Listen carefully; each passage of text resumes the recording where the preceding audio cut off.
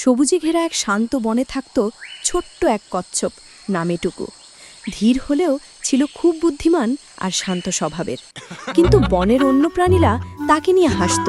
খরগোশ বলতো, এই গতিতে তো তুই কোথাও পৌঁছতে পারবি না।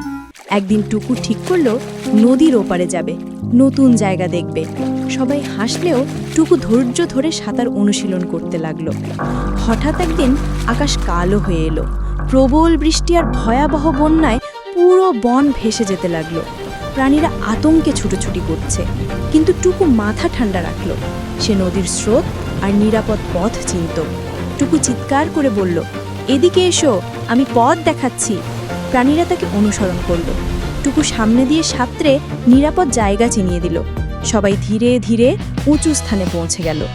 বৃষ্টি থামলে খরগোশ আর বানর টুকুর দিকে তাকিয়ে বলল, আজ তুই না থাকলে আমরা সবাই ডুবে যেতাম। টুকু মৃদু হেসে বলল, ধৈর্য আর ঠান্ডা মাথায় ভাবলে যে কোনো সমস্যার সমাধান হয়।